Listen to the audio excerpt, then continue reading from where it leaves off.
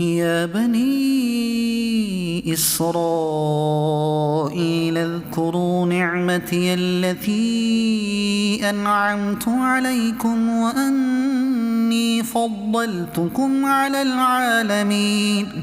اے اولاد یعقوب، یاد کرو میرا احسان جو میں نے تم پر کیا، اور وہ جو میں نے اس زمانے کے سب لوگوں پر تمہیں بڑھائی دی. واتقوا يوما لا تجزي نفس عن نفس شيئا ولا يقبل منها عدل ولا تنفعها شفاعة ولا هم ينصرون.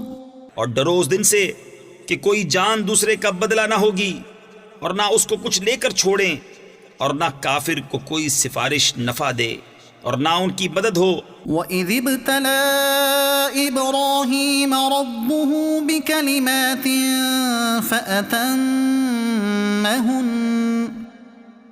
قَالَ إِنِّي جَاعِلُكَ لِلنَّاسِ إِمَامًا قَالَ وَمِن ذُرِّيَّتِي قال لا ينال عهد الظالمين.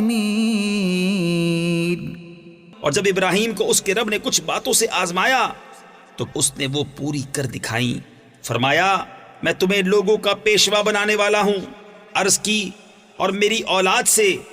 فرمایا میرا عہد ظالموں کو نہیں پہنچتا. وَإِذْ جَعَلْنَا الْبَيْتَ مَثَابَةً لِلنَّاسِ وَأَمْنًا وَاتَّخِذُوا مِن مَّقَامِ إِبْرَاهِيمَ مُصَلًّى. اور یاد کرو جب ہم نے اس گھر کو لوگوں کے لیے مرجع اور امان بنایا، اور ابراہیم کے کھڑے ہونے کی جگہ کو نماز کا مقام بناؤ. وَعَهِدْنَا إِلَىٰ إِبْرَاهِيمَ وَإِسْمَاعِيلَ أَن طَهِّرَا بَيْتِيَ لِلطَّائِفِينَ وَالْعَاكِفِينَ وَالرُّكَّعِ السُّجُودِ. اور ہم نے تاکید فرمائی ابراہیم و اسماعیل کو کہ میرا گھر خوب ستھرا کرو طواف والوں اور اعتکاف والوں اور رکوع و سجود والوں کے لیے. وَإِذْ قَالَ إِبْرَاهِيمُ رَبِّ اجْعَلْ هَٰذَا بَلَدًا آمِنًا وَارْزُقْ أَهْلَهُ مِنَ الثَّمَرَاتِ مَنْ آمَنَ مِنْهُم بِاللَّهِ وَالْيَوْمِ الْآخِرِ قَالَ وَمَن كَفَرَ فَأُمَتِّعُهُ قَلِيلًا ثُمَّ أَضْطَرُّهُ إِلَىٰ عَذَابِ النَّارِ وَبِئْسَ الْمَصِيرُ. اور جب عرض کی ابراہیم نے کہ اے رب میرے اس شہر کو امان والا کر دے اور اس کے رہنے والوں کو طرح طرح کے پھلوں سے روزی دے جو ان میں سے اللہ اور پچھلے دن پر ایمان لائیں.